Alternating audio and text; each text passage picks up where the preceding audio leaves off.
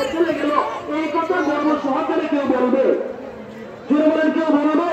তাহলে পরিষ্কার হলো, নেক অবস্থায় কাম করলে গর্ব করে সবাই বলে, পাক করে না, পাশ কেটে যায়, বলে আমার চাচা ঘরেই ছিল, হঠাৎ করে আব্বার কথা মনে হয়ে যায়। আমার আব্বা গত বছরের 22 সালের জুলাই মাসের 30 তারিখে ইন্তেকাল করেছে, ফজরের নামাজ পড়েছে।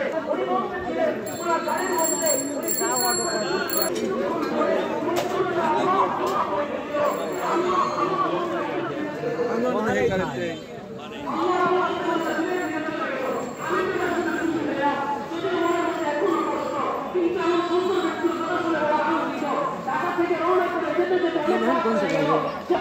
কাপড় পরিয়ে শুনিয়ে রেখেছে। আমি ওনার কাপড়ে কাপড় খুলে ওনার চেহারা দেখার সাহস আমার হইতেছিল না।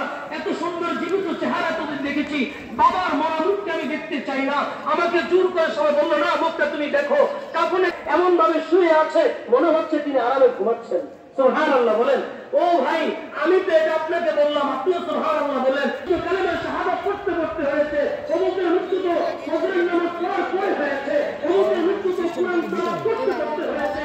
আমরা ফেসবুকের প্রত্যেকের সামনে মৃত্যু আছে, একটু চিন্তা আব্বা গাড়ি এর আগের নামাজটাকে আমার পড়া হবে কিনা, নিজের মৃত্যুটা ভালো হোক, এটা কেন আমি রাখতে চাই না। ও আমার ভাই, আপনারা যারা, আমরা যারা চাই দুনিয়া থেকে আমরা বিদায় নিব কালেমার শাহাদাত করতে।